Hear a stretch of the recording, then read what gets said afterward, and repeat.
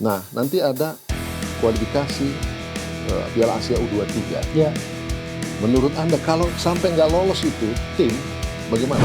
Kalau September besok tanggal 9 dan 12 nggak bisa meloloskan Indonesia ke putaran final Piala Asia U23, ya harus tahu diri sih. Kalau Jadi nggak, sebenarnya Anda melihat ini equal ya?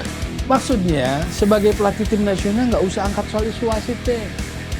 Ini Oke. kayak di kompetisi lokal gitu, dikit-dikit soal wasit, dikit-dikit soal wasit isunya gitu. Kita naik level lah dikit. Memang nggak boleh ya federasi mengevaluasi pelatih yang dikontrak. Itu kan salah satu tugasnya. Iya. Tom, seandainya STY harus tahu diri yang Iya. menurut Anda tadi, penggantinya siapa yang Anda sarankan?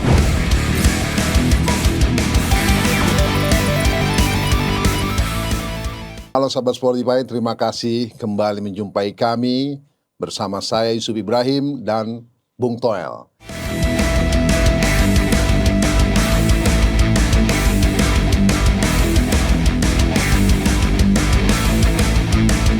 Kali ini kita berdua saja, Tom. Siap. Karena topik kita spesial, yaitu tentang evaluasi Timnas U23 yang kemarin gagal menjadi juara, dipecundangi oleh Vietnam.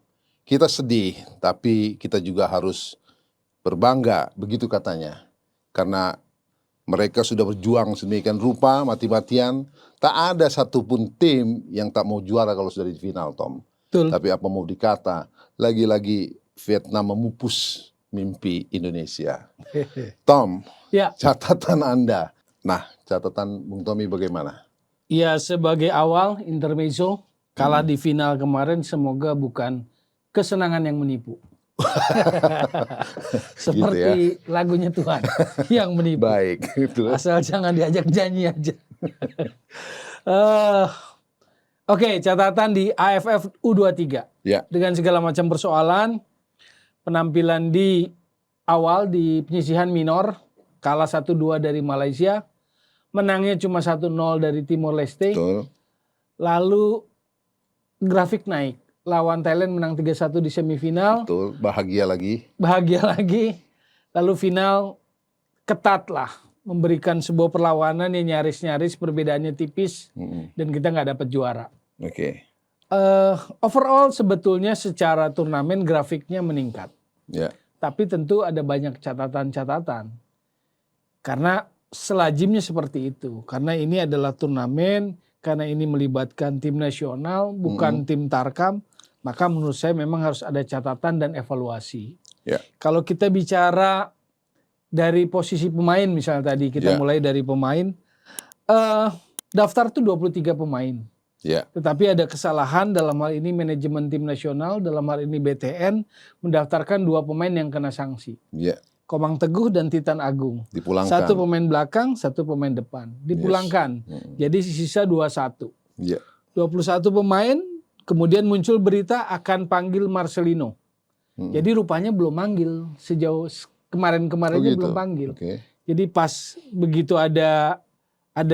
dipulangkan karena nggak boleh main, baru mau manggil. Itu pun ternyata tidak tidak direspon atau tidak diizinkan lah Marcelino pergi kan. Iya.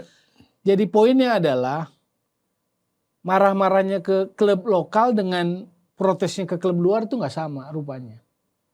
Jadi yang disasar semua klub lokal aja, dalam hal ini Iya. PSM dan Persija. Betul. Sementara 2 pemain, Bukan 2, ada Pratama kalau mau kan, bek kiri di enggak, Tokyo. 2 pemain naturalisasi yang main di luar yang usianya masuk situ. Iya, enggak juga, rupanya kan nggak ada kabar. Termasuk Marcelino di Belgia. Oke. Itu kalau kita mau simpulkan atau mau kita ambil kesan dari situasi itu. Dari 21, kalau kita bicara sampai final, 3 kan kiper. Ya. Berarti sisa 18 pemain. 18 pemain, 3 di final itu cedera. Bagas Ya, Kava, bek kita kanan, juga dirundung cedera. Irfan Jauhari dan Kanu. Kanu Helmiawan. Jadi 18 kurang 3 sisa 15. Jadi outfield playernya ada 15. Ya. Kalau kita bicara di final. Ya. Jelas ini bukan salah pemain, tetapi bagaimana manajemen itu, pengelolaan timnas itu ada catatan. Karena yang tadi itu mendaftarkan pemain yang disanksi, lalu ada pemain yang dicedera, gitu loh. Jadi itu sendiri udah mengurangi itu. Kalau kita lihat bagaimana bermain, Sebentar, sebelum bagaimana bermain, pemulangan 2 pemain itu menurut Anda kenapa bisa terjadi? Ya walaupun kita sudah baca di media, kok kecolongan seperti itu? ya ini kan prosesnya ada di manajemen tim nasional, dalam hal ini BTN. Ya. Bagaimana salah membaca aturan atau sanksi gitu. Kan nggak boleh terjadi seperti ini. Seperti seolah-olah federasi ini baru kemarin sore gitu loh. Kan nggak bisa sanksi seperti itu, harus firm gitu loh. Basic ya? Basic lah. Aturan, kode disiplin, kode etik gitu loh, sanksi itu.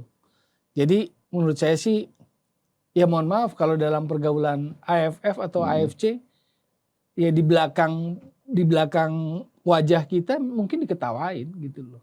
Iya. Baik. Kalau yang pernah bergaul di lingkungan itu ya. Ya Anda pernah ya, karena pernah jadi pengurus PSSI. Oke, balik lagi Tom. Ya. Pemain belakang dari yang tersisa yang ada tadi. Betul. Nah itu kekuatan mereka sejauh sampai gagal menjadi juara itu bagaimana? Kalau pemain belakang secara formasi, Sinteyong memainkan formasi yang berubah-ubah di belakang. Yang pertama lawan Malaysia pakai 3 back tengah. Lawan Timor Leste pakai 4 back.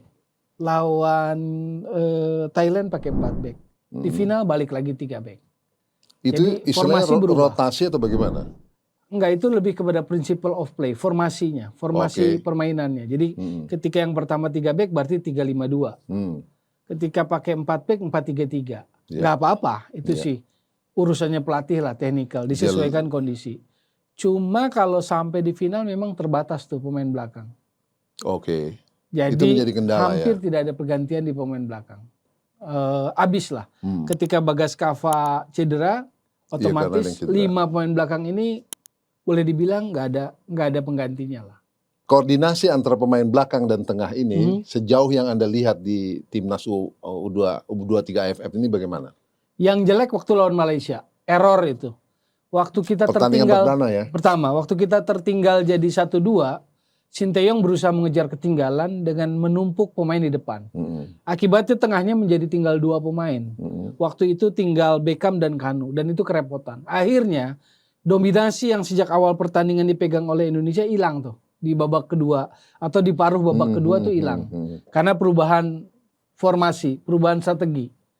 Kalau itu nggak smooth tuh. Tapi kalau overall menurut saya dari pertandingan lawan Timor Leste, Thailand lalu Vietnam, bagus lah. Tengahnya mulai ketemu. Ketemunya di sosok siapa? 3 gelandang. Rifki Dwi, anak Tangerang Persita, Arkan Fikri, lalu Beckham Putra. Kalau bicara Thailand dan Vietnam itu kan memang musuh bebuyutan. Tambah 1 Malaysia lah. Ada orang bilang mencatat ini kesalahan kita, konsistensi. Itu selalu saja pengulangan kesalahan dalam melakukan serangan, bertahan segala macam, khusus kepada Thailand dan Vietnam. Kalau Anda? Lawan Thailand bagusnya kita dapat gol cepat. Dan itu menaikkan moral pemain kita. Dan jeda pertandingannya lumayan 3 hari kalau nggak salah. Jadi ada recovery-nya cukup bagus. Ada waktu untuk pematangan taktiknya lebih bagus. Advantage ya buat kita ya? Advantage. Jadi habis lawan Timor Leste, kita masih nunggu Malaysia lawan Timor Leste dulu, baru kita semifinal. Nah itu jeda waktunya lumayan. Jadi ada waktu recovery sama pematangan taktik. Dapat tuh waktu lawan Thailand. Plus gol cepat. Nah kemudian juga ada pengamat bilang, senior bahwa sebenarnya kita nggak perlu khawatir kalau untuk pemain timnas U23. Setuju. Kita tuh cukup bunyilah kalau di kawasan ASEAN. Toh kita juga pernah ketika di bawah Indra Sapri juga juara gitu kan.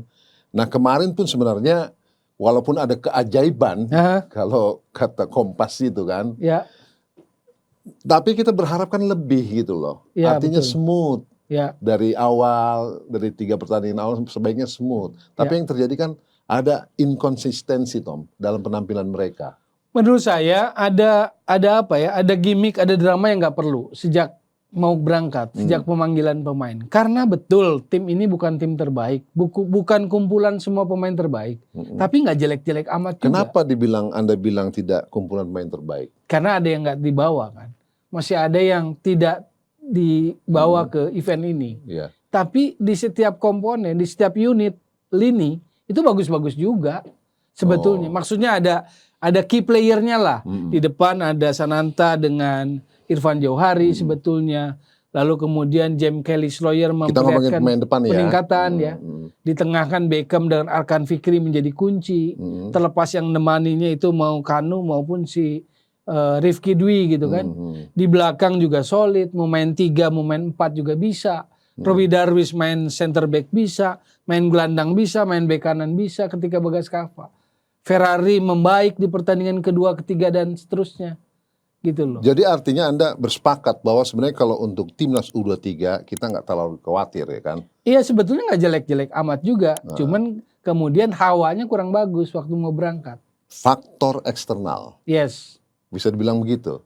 Di Non antaranya teknis, ada saya bilang sih sebetulnya. Kalau bicara hawa, kurangnya waktu persiapan tuh non teknis bukan teknis dong. teknis itu. Tetapi kan posisi pemain dalam periode kompetisi, jadi nggak usah takut. Secara kebugaran fisik kan dalam posisi kompetisi. Oke. Jadi hanya soal taktikal aja, nyambung apa nggak nyambung. Jadi kalau Anda narasikan itu Ya. faktor non teknisnya tuh apa yang mempengaruhi penampilan timnas U23 kemarin? Ketidakkonsistenan kepengurus lah. Kan semuanya sepak bola Jadi itu. yang inkonsisten itu pengurus, Iya. bukan pemainnya ya? Iya betul. Saya pikir pemain tidak ada dalam Tidak ada posisi masalah. salah. Iya, Oke. dia pelaksana tugas Apa itu? semua. Contoh misalnya tanpa target. Oh tanpa target itu menurut AFF Anda? U23 PSSI tanpa target loh. Oke. Menurut saya sih memalukan gitu loh. Terus? Event selevel ini kita nggak berani target. Iya. Target aja juara apa salahnya gitu loh AFF gitu loh. Nah, terus kemudian tapi ribut ketika Rizky Ridho nggak dikasih gitu loh. Kan gitu kan. Jaki Asraf nggak dikasih PSM. Kok ribut gitu loh. Sementara nggak usah ribut. Ya pemain-pemain yang ada di luar sama klub luar nggak ribut. Nggak ada gimmick dramanya tuh merah putih dan sebagainya. Kan nggak asik kalau semuanya disudutkan merah putih. Kan judgmental itu kan. Menghakimi. Kan nggak mungkin klub itu tidak merah putih juga. Poinnya kan bukan soal merah putih tidak merah putih. Manajerial pengelolaan timnas. Iya kan. Menurut saya sih manajerial pengelolaan timnas. Jauh-jauh hari dipikirin. Komunikasi, koordinasi dengan klub. Talent poolnya banyak apa enggak gitu. Ya. Nah talent pool Tom. Iya dong. Konon Thailand dan Vietnam dia lebih siap. Selain waktu persiapan dia cukup lama, kemudian lumbung pemainnya, talent pool kan, itu juga lebih banyak. Karena apa? Kompetisi kelompok umurnya benar. Yang saya baca seperti itu. Nah, menurut Anda kalau buat kita, apakah benar kita punya masalah dengan kompetisi kelompok umur? Kompetisi kelompok umur belum diseriusi dengan baik lah. Hanya dalam periode tertentu kalau kita bicara Elite Pro Academy. Cuman kalau kita bicara 23 kemarin itu udah bukan kelompok umur. Oke. Itu sudah senior. Tapi kan mereka dipupuk dari Betul. Nah kalau itu berarti bicara nggak ujuk-ujuk muncul 23. Betul. Itu berarti bicara tentang development. Nah, Di dalam development itu yang tanggung jawab harusnya direktur teknik. lagi-lagi situ. Iya dong. Oke. Termasuk bagaimana dia menata struktur kompetisi youth, kelompok umur di sebuah negara di Indonesia. Nah, berarti kan itu Nah ada kalau Elite Pro Academy korelasinya. berapa? 3 bulan? Ya turnamen dia, bukan kompetisi kan? Iya turnamen. Nah maunya kan kompetisi atau bagaimana? Betul. Cuma strukturnya harus diatur. Karena kan rata-rata youth itu masih bersekolah kan. Jadi bagaimana di regional, bagaimana di tingkat nasional diatur sedemikian rupa. Makanya itu adalah tugasnya direktur teknik. Kaitannya dengan timnas apa BTN, Badan Tim Nasional, supaya dapat talent pool yang banyak. Sehingga kalau kurang pemain gampang. Iya, ini kan ribut di ujung waktu panggil pemain gitu. Jadi Iya. kita nggak tahu kerjanya apa, kita nggak tahu orang-orangnya siapa di dalam BTN, kita cuma tahu marji, tahu-taunya ribut aja dimanggil pemain. Padahal seharusnya kalau mau bicara struktur seperti tadi, ya itu urutannya tuh. Direktur teknik harus kerja dulu.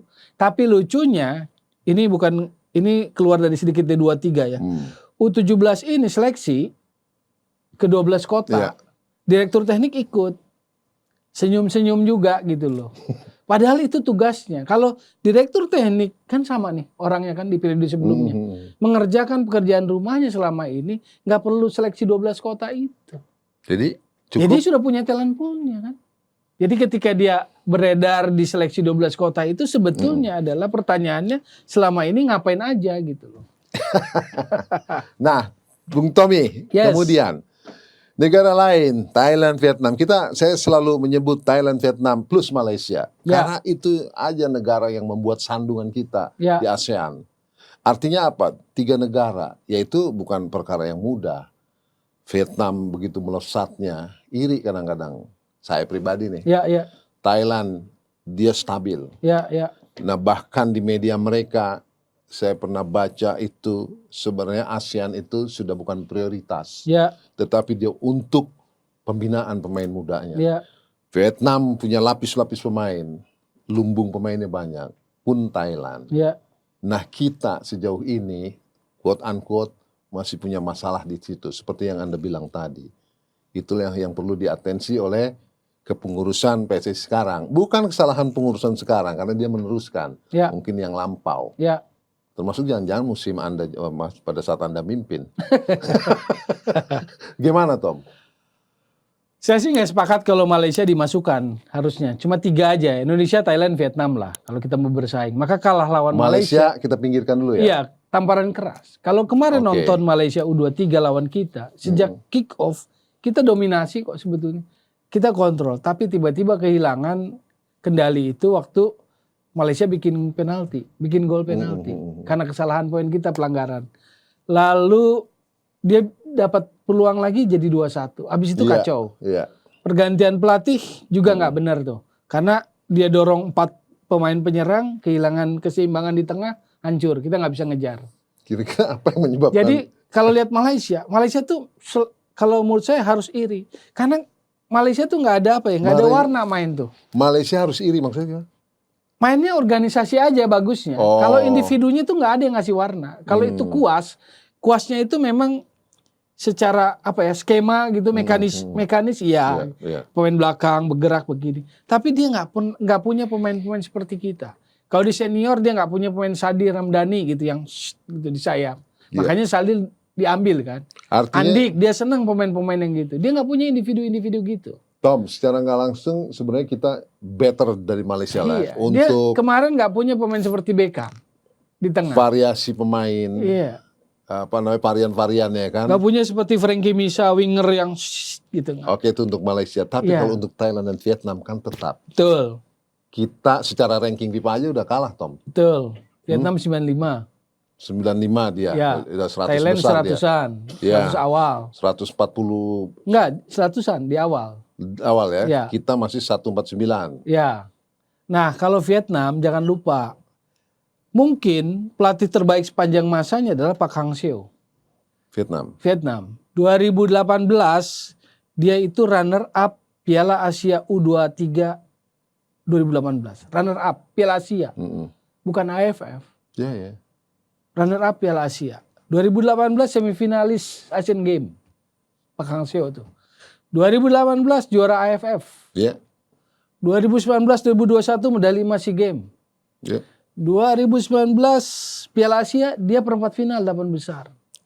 Terus pantauan Anda kenapa kemudian yang datang Philip Trosje? Itu pun selesai juga. Semua pelatih itu ada masanya.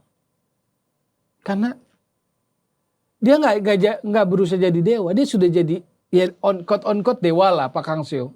Dengan apa Ya, yang sudah dia persembahkan legend buat pelatihnya lah ya. ya. Lalu kalau kita bicara yang pelatih Vietnam kemarin yang juara nih, Ya. Ho Ang Antoine, itu 2016 dia Piala Asia U20 semifinal. Piala Asia U20 semifinal 2016. Yang artinya 1 tiket ke Piala Dunia U20 Iya, tahun betul. 2017 di Korea Selatan. Kualifikasi ya. Dari kualifikasi jalurnya sampai putaran final Piala Dunianya dia pernah lolos. Iya. Kita kan belum pernah. Iya. Itu pelatih yang kemarin tuh, Ho Ang Antoine itu. Yang Nah, juara. kemarin dia sekarang pegang 17 sampai 23. Dia pelatih kepalanya tuh. Dan kemarin dia juara AFF. Maksudnya dia udah sampai ke Piala Dunia, dia nggak memencingkan sebelah mata terhadap AFF. Dia main serius lawan Indonesia. Iya. Iya kan? Kan dia ingin jadi raja Asia Tenggara. Karena kalau dia dominasi Asia Tenggara, mereka pede kan. Lalu mereka akan naik ke level berikutnya. Iya. Akan berhadapan dengan berkelahi dengan Asia Barat, Asia Timur gitu loh, Asia Selatan. Tapi mereka udah pede karena di subkonfederasinya mereka mapan. Iya. Gua rajanya. 10 tahun terakhir gue nih rajanya. Bukan lagi Thailand. Thailand nomor 2. Indonesia pesaing gua sama Thailand. Tapi dia udah rajanya, kan begitu maksudnya. Nah, Bukan itu yang paling penting. Seperti publik melihat apa istilahnya piala ciki itu nggak respect bilang begitu. Dalam konteks sepak bola, yang ngerti sepak bola nggak akan pernah bilang piala ciki. Nggak akan pernah, karena itu tidak respect, tidak appreciate, gitu loh. oke, tetap grade-nya harus kita. Dan yang pendiri AFF itu mantan ketua umum PSSI loh, Cardono loh. Iya. Yang SEA Games 91 dan Asian Games semifinal 86. Cardono loh. Sama Hans Pendelaki pendirinya. Bapak sepak bola kita ya. Jas termasuk. merah, jangan sekali-sekali merupakan sejarah. Kita harus menghargai beliau-beliau yang waktu itu jadi pemikir, jadi pendiri buat Ya, AFF. betul. Terus kita mau bilang piala ciki. Kan nggak bagus gitu loh. Ya mungkin sebagian orang aja yang Lah, menjudge itu. iya, siapapun itu. Makanya saya mau tegur, mau ingatkan itu. Jangan nyembarangin sebuah event lah ya. Iya, yang menipu itu. Masih tentang pelatih, Bung Tommy Welly. Siap. Tadi Anda komentar tentang pelatih Vietnam Iya. yang demikian hebat, punya legacy segala macam, mengundurkan Pak Hang Seo. diri, ya. Kemudian datang Philip Trosier Ya. dan juga pelatih Yang yang barusan. lebih, ya, yang juara AFF ini, Ya. Anda puja-puji, oke? Nah, emang bagaimana di Indonesia Anda melihat STY itu bagus loh, Tom. Walaupun catatannya ada juga yang mengkritisi dia, loh AFF aja Anda belum kasih piala kami loh. Catatan Bung Toel, Pelatih sepak bola profesional KPI-nya apa? Prestasi. piala, Iya dong. achievement. Iya. Jadi gini loh, kita nggak tutup mata dengan apa yang sudah dikerjakan, performa dan segala macam. Tapi kadang ada pernyataan-pernyataan STY yang menurut saya nggak perlu. Contoh, usai Piala AFF ini, AFF U23 ini dia bilang performa pemain berbeda di klub dengan di tim nasional. Di klub mereka suka apa? Jalan kaki, suka terbiasa jalan kaki. Di tim nasional enggak. Menurut saya nggak perlu ngomong seperti itu. Kenapa dia harus, mohon maaf, mendiskreditkan klub gitu loh. Pemain itu kan milik klub, dibangun oleh klub. Gitu. Bahwa dia memoles, mengasah, menajamkan, yes. Itu ada. Tapi KPI-nya waktu dikontrak saya yakin bukan itu aja. Misalnya kalau tuan federasi, saya pelatih, disodorkan kontrak, sekian deal angkanya, targetnya ada dong. Ya. KPI-nya sebagai KPI. ASEAN, tingkat ASEAN, SEA Games, AFF apa, juara lah. Nggak ada perdebatan lagi di situ. Asia apa, lolos kualifikasi misalnya. Atau kemudian di putaran finalnya bisa lolos lagi. Nah itu KPI-nya gitu. Nah ini kan belum trofi satupun. Gitu loh. Jadi nggak usah kultuskan dia seolah-olah dewa sehingga kemudian yang mengkritisi, yang mempertanyakan disebut anti STY. Jadi yang ribut adalah dunia publiknya. Gitu loh. Kalau yang ngerti bola kan paham ukurannya itu. Sekarang pertanyaan saya, STY Piala Dunia 2018 ngalahin Jerman, tapi kan nggak lolos Korea Selatannya dari grup. Kenapa nggak dipertahankan sama Korea Selatan? Berarti kan ada KPI yang nggak memenuhi, meski dia mengalahkan Jerman, kan begitu. Akira Nishino bahkan hampir perempat final atau perempat final malah lawan Belgia, jauh lebih tinggi, tapi juga selesai di Jepang. Nah, buat pelatih-pelatih di level itu, kalau sudah Piala Dunia memang dia, kalau kita amati ya, Takeshi Okada dulu Jepang, selesai Piala Dunia sudah turun. Gitu. Nah sekarang kita tentu respect, kita tentu menghargai, tetapi dalam setiap kinerja, performan, turnamen yang diikuti harus ada pertanggungjawaban dong. Saya anggap ini sebagai evaluasi Anda sebagai pengawat terhadap STY. Harus ada pertanggungjawaban dong.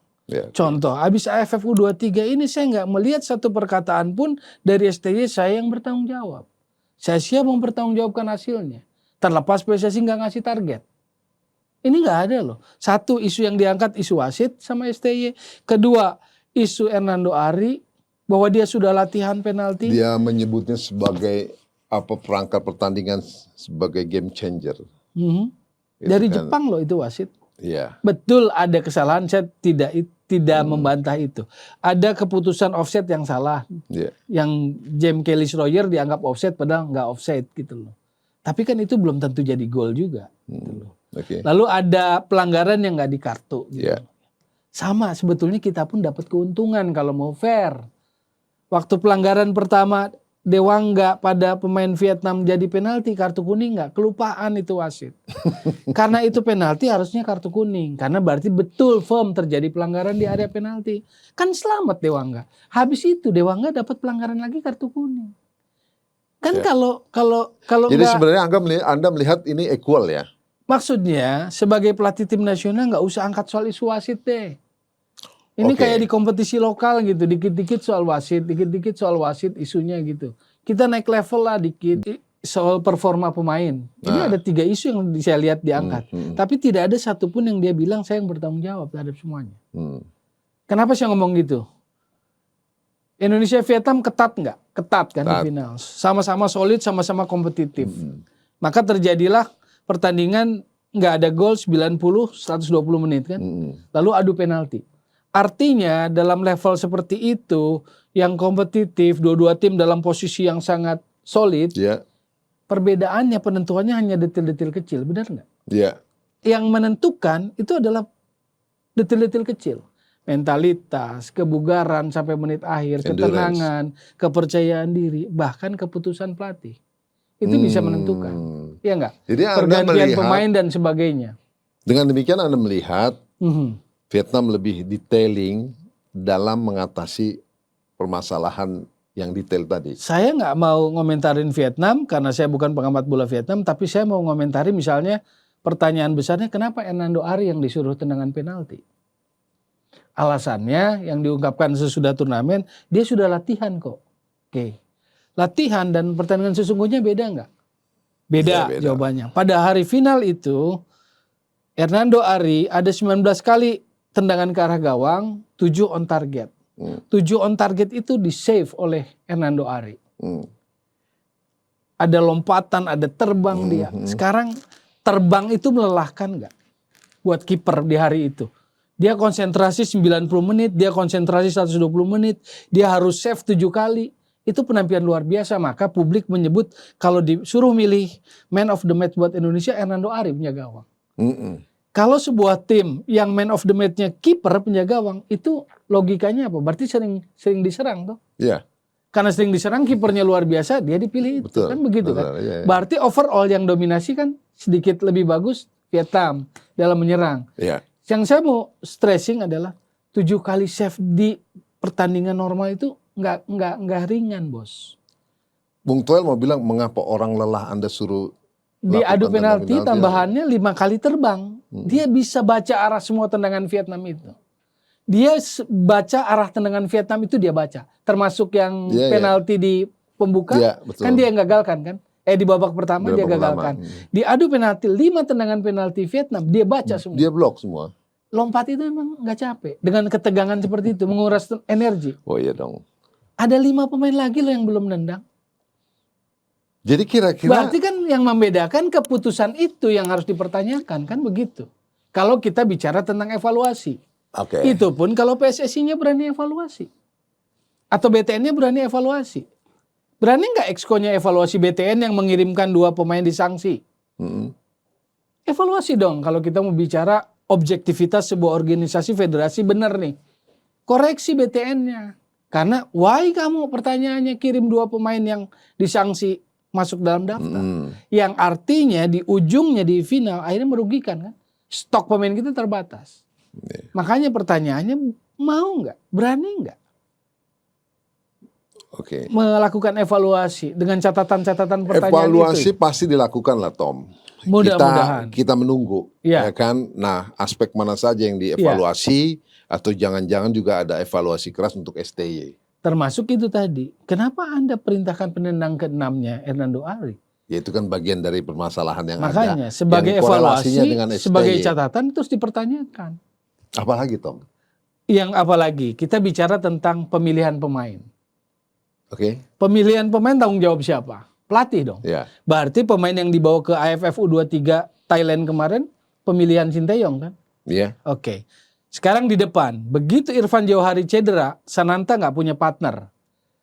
Masuklah James Kelly Royer lumayan, masuk Abdurrahman lumayan. Artinya pemilihan 2 pemain ini oke lah. Begitu Muhammad Ragil yang dimainkan, ini membingungkan. Pakai jersey nomor 10 lagi. Lalu kita bertanya, kualifikasi kehebatannya apa? Saya tidak ingin mendiskreditkan ini anak, karena ini anak masih muda 18 tahun. yeah. Tapi pertanyaannya, kenapa yang dipilih dia oleh Sinteyong? Bukan Hoki Caraka misalnya, Timnas U20. Bukan Bagus Kavi misalnya yang sudah balik ke Indonesia main di Barito. Reguler di awal kompetisi misalnya. Kan itu pertanyaan-pertanyaan lain yang patut dilayangkan. Karena Muhammad Ragil nomor 10 belum pantas main di tim nasional, tapi Sinteyong pilih. Belum pantas, Tom. Kalau Dia lihat usia permainannya 18. Iya. Makanya pertanyaannya kenapa nggak Hoki Caraka? Pemain Vietnam juga banyak yang berusia 18-19, Tom. Oke, berarti Artinya bukan kan soal usia kan? Menit bertanding mungkin ada pertimbangan ke situ, Tom. Ya bukan soal usia Loh, rasanya. Kenapa pertanyaannya nggak Hoki Caraka misalnya? Yang Timnas U20 yang batal main Piala Dunia. Iya. Kenapa nggak kasih event ini? Kasih kesempatan Kenapa? dia. Loh itu Catatan Anda. STY makanya. Ya catatan Anda apa? Lah itu pertanyaan besar.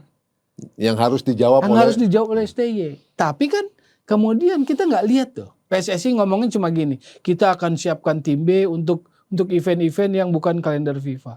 Kan responnya menurut saya sih nggak tajam gitu loh. Kita udah selangkah lagi kok. Perbedaannya kecil kok mau juara kemarin. Iya. Kalau juara saya yakin diarak lagi loh.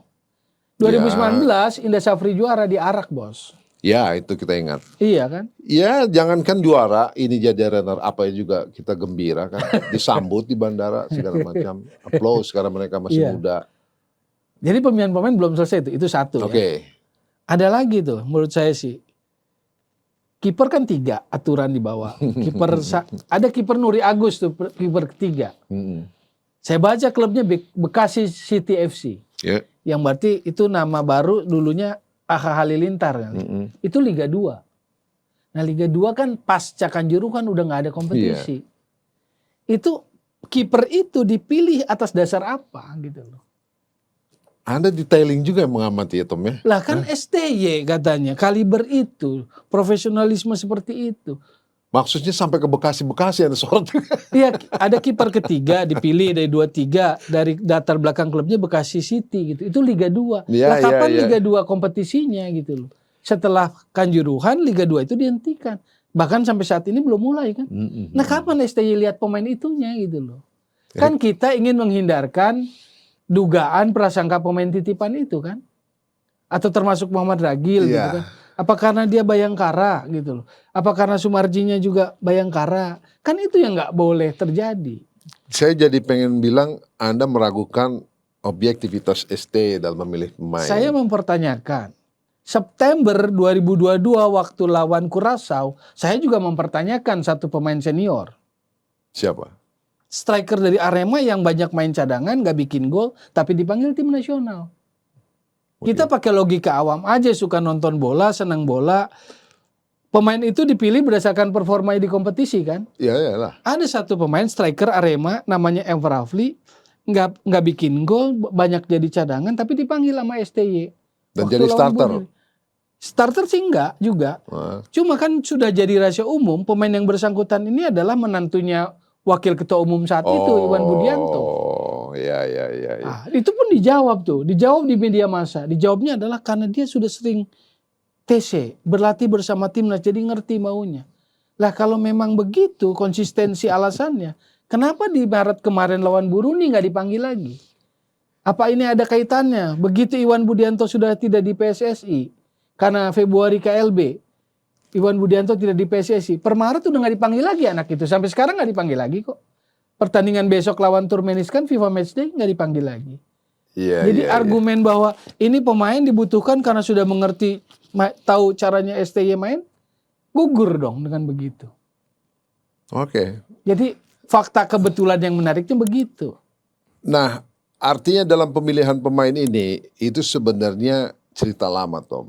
Jadi ada unsur subjektivitas, ya. Oke. Bahkan kadang-kala ada ketika di ranah usia dini, bahkan di kelas SSB, Ya, betul.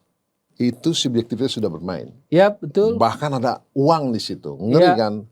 Tapi kalau kita mau ngomongin itu, Tom, itu ngeri. Nanti bahasan tersendiri lah, kita pakai tamu lah kalau itu. Poin yang mau saya sampaikan adalah kita mengagumi, kita punya respect, kita punya objektivitas, tapi kita juga jangan gelap mata, tutup mata dengan apa-apa yang mungkin menimbulkan pertanyaan itu tadi. Dan saya mempertanyakan itu gitu loh. Tapi apa mungkin sekelas STY bisa Itulah pertanyaannya kan. sedemikian rupa? Makanya itu pertanyaannya. Pertanyaan curiousnya. Iya. Pertanyaan saya. Bahkan sejak September jadi berita. Dijawab pula di media. Apa omongan saya lewat konten itu waktu itu mempertanyakan. Apa ada hubungannya karena dia adalah menantunya dan sebagainya. Enggak ada waktu itu kan alasannya teknis. Enggak, yang jawab siapa? Ya Sinteyong. Oke. Ya, di media ada, jejak digitalnya ada. Iya. Karena dia sudah ikut latihan, paham apa yang maunya saya gitu. Tapi begitu Maret ada FIFA Matchday lagi, selesai, tidak ada. Sampai sekarang udah nggak dipanggil lagi. Nah, balik lagi ke Timnas U23 AFF yang jadi runner up, Tom. Ya. Ke depan Anda melihat tim ini bagaimana? Iya, saya pikir nggak ada masalah dengan pemain. Pemain sudah menampilkan Tidak yang ada maksimal. masalah dengan pemain. Mereka sudah maksimal. Ya, betul. Oke. Jadi kalaupun ada pemilihan, kenapa si ini dipilih atau tidak kan semua tanggung jawab pelatih. Yes. Manajemen timnas. Yeah. Jadi bukan pada pemainnya. Kalau dari materi yang katakanlah tadi saya bilang sejak awal bukan materi yang terbaik yang kita punya, bisa sampai final, bisa menunjukkan grafik bagus. Menurut saya sih ini hal yang positif. Jadi saya nggak ada masalah dengan itunya. Saya apresiasi permainan anak-anak, saya apresiasi perjuangannya. Tetapi kita nggak boleh kehilangan objektivitas. Apalagi kalau itu federasi. Dia punya tanggung jawab untuk mengoreksi itu karena ada KPI yang harus dipenuhi oleh seorang Sinteyong. Oke, Bung Toel, luar biasa Anda Ya. kalau sudah mengkritisi sepak bola kita. Nggak saking sayangnya gitu loh, greget Iya, gitu kan. saking cintanya Anda ya, bukan Gregetnya karena kan apapun, lama. Ya. Dari dulu sama-sama gitu kan, Betul. lama gregetnya. Iya, ini demi kemajuan sepak bola kita ya. Ya. Kita juga pengen semuanya juara, punya piala. Paling tidak ASEAN lewat, sudah fokus ke Asia dan Piala Dunia. Ya. Insya Allah kalau mungkin. Nah, Tom, dengan pencapaian terakhir STY di AFF menjadi runner up, Anda melihat peluang dia selanjutnya karena STY hampir ada di semua tingkatan usia Ya. timnas, Tom. U20, kemudian U23 dan senior. Nah, nanti ada kualifikasi Piala Asia U23. Ya. Menurut Anda kalau sampai nggak lolos itu tim bagaimana? Runner up Piala AFF U23 aja nggak sampai, KPI-nya nggak terpenuhi kan? Masih belum kasih trofi. Kalau September besok tanggal 9 dan 12 nggak bisa meloloskan Indonesia ke putaran final Piala Asia U23, ya harus tahu diri menurut saya sih. Tahu diri maksudnya mengundurkan diri atau bagaimana? Iya begini, Pak Hang Seo segitu hebatnya di Piala Asia U23 dia sudah finalis, udah runner up 2018. Lalu dengan sederet prestasinya segala macam di 2022 kan selesai dia. 2023 ini udah nggak menangani Vietnam. Jadi dia tahu waktu, tahu batas gitu loh. Berarti tahu diri kan. Padahal dia orang yang sukses gitu loh. Ya menurut saya sih begitu. Karena saat ini saya nggak ngelihat PSSI-nya merasa harus mempertanyakan, memberikan catatan, mengevaluasi, saya nggak lihat itu. Karena kalau PSSI mau evaluasi itu harus exco langsung. Yang dievaluasi BTN dan sekaligus Sinteyong. Gitu. Tugas exco ya? Memang nggak boleh ya federasi mengevaluasi pelatih yang dikontrak. Itu kan salah satu tugasnya. Iya, makanya saya bilang. Nah kalau yang bersangkutan sadar itu menurut saya sih ya itu tadi tahu diri. Yang bersangkutan ini STY ya? Iya. Tuan STY inilah masukan, jangan baper. Enggak, ini profesional aja, dunia profesional kan. Iya, dia kan orang asing melatih di sini, profesional di sini. Iya. Ya, kita kan penikmatnya, pemilik sepak bola Indonesianya. Ya nggak apa-apa juga kita kritisi seperti itu kan. Betul. Supaya kita jangan terbuai oleh kesenangan yang menipu. Publik ingin kita juara dan juara. Ya walaupun paling tidak di area ASEAN aja dulu. Iya. Ya, kita juga harus tahu diri. Publik juga paham lah itu. Iya. Nah STY itu kan salah satu tugasnya. Tapi belum satu pun. Kalaupun ada satu kemarin SEA Games, itu pun dari lokal. Iya. Pak Indra Sapri, Coach Indra Sapri. Nah STY belum. Tapi kita berharap karena fans STY ini banyak, Tom. Ya jelas ya. Luar biasa. Makanya jangan sampai jadi mengkultuskan. Kita apresiasi, ya kita objektivitas menghargai apa yang ada dikerjakannya ada. Ada fondasi yang dibangun timnas ada. Ada perubahan lah yang diberikan ya. Yang lebih muda generasinya ada gitu loh. Dan gara-gara dia juga naturalisasi juga Nah itu kan terbombardir. memang permintaannya tuh. Nah iya, artinya kan ada warna lain, Tom. Iya. Pemain bagus-bagus. Naturalisasi. Ya berarti tinggal ditunggu hasilnya dong. Nah, dan hasilnya salah satunya tadi. Iya. Kudu, wajib. Wajib Ya. dong. Wajib. Lolos. Iya. Makanya PSSI-nya pun harus clear cara berpikirnya. Profesionalisme di BTN terus clear lihatnya gitu loh. Oke. Jadi jangan sampai gini loh, kalau Exco nanya, karena ini kalau cerita film based on true story. Kalau ada Exco nanya mempertanyakan pelatih gitu ya, misalnya sekaliber STY, lalu dibalas misalnya oleh pelatih itu karena merasa mungkin dia levelnya udah pernah Piala Dunia, memang Anda pernah nendang bola, kan nggak boleh begitu bos. Let's say ini sih berandai-andai, saya berimajinasi gitu loh. Walaupun kalau dalam film bisa aja itu based on true story gitu loh. Kan nggak boleh gitu. Exco itu harus dilihat sebagai entitas tertinggi dari sebuah federasi sepak bola negara. Jadi siapapun dia yang bertanya, Anda harus menjawabnya dengan proper gitu loh. Tom, seandainya STY harus tahu diri yang menurut Anda tadi, penggantinya siapa yang Anda sarankan? Yang enak, yang dalam bayangan kualifikasi Anda, yang pantas buat timnas Indonesia? Dua sosok yang menurut saya sih kalau kita nggak muluk-muluk ke yang terlalu jauh Eropa atau yang lain ya. Yang reasonable lah. Ya Pak Hang Seo, mantan Vietnam itu satu. Mantan pelatih Vietnam. Ya, dia udah paham situasi sepak bola paling tidak ASEAN dan Asia. Yang kedua Akira Nishino. Kalau kita bicara filosofi sepak bola Indonesia, Vilanesia, saya pikir cara main sepak bola Jepang itu bisa. Jadi nggak jauh-jauh ya, nggak nyebrang ke Eropa atau Latin. Ya jadi makanya Asia yang nggak jauh-jauh dulu lah. Oke. Karena kalau yang Eropa yang posisinya di atas kan nggak mungkin juga saat-saat ini. Kalau kita ambil yang sudah di masa pensiun gitu kan kehilangan Iger juga. Kan repot juga. Fabio Capello misalnya. Ya namanya nama besar gitu loh. Tapi apakah dia punya Iger yang sama, antusiasme gairah yang sama sewaktu dia masih beberapa puluh tahun sudah lalu. Sudah usia pula. Iya. Jadi kan nggak mudah itu. Tapi kalau dalam area Asia saya pikir Pak Hang Seo Korea Selatan dan Akira Nishino. Nggak, maksud saya gini, Vietnam mendatangkan Philippe Troussier. Ya. Kenapa kita nggak datangkan katakanlah Joachim Low? Jerman. Kan mungkin aja. Jerman salah satu bisa, saya pikir gitu loh. Kalau lihat Jermannya gitu loh. Cuma kalau kita mau lihat misalnya yang dekat-dekat Asia, Pak Hang Seo dan Akira Nishino. Realistis menurut saya. Akira Nishino pasti akan ditanya, kan gagal di Thailand. Tapi menurut saya, filosofi Indonesia mungkin cocok dengan filosofi sepak bola Jepang cara mainnya. Anda sudah amati itu? Iya, saya pikir. Nah, kalau kita amati Vilanesia, kalau kita amati bagaimana waktu Luis Mia pegang tim Indonesia, menurut saya garis benang merahnya nyambung tuh dengan Akira Nishino Jepang. Menarik sekali apa yang saya bicarakan dengan Bung Tommy Welly ini. Walaupun saya yakin pasti banyak yang tidak sependapat, tapi sekali lagi saya yakini karena hampir setiap hari saya ketemu Bung Toel, teleponan dan juga sering ngopi bahwa dia bicara dengan data, dengan pengetahuan, dengan experience-nya sebagai pengamat sepak bola. Jadi kalau ada yang tidak sependapat, saya pikir itu normal aja Tom. Jangan Anda juga baper. Tidak baper. Karena sekali lagi kita sepakat, kita bicara di podcast ini adalah untuk kejayaan sepak bola kita. Sahabat Spotify, semoga bermanfaat apa yang kita diskusikan, apa yang kita sampaikan. Sampai jumpa di kesempatan lain. Dan jangan lupa kunjungi website kami, sportify.id, dan Instagram kami, Sportify Indonesia. Ikuti informasi menarik lainnya di kedua platform sosial media kami itu. Sampai jumpa, Bung Toel, terima kasih. Sama-sama, terima kasih. Assalamualaikum warahmatullahi wabarakatuh.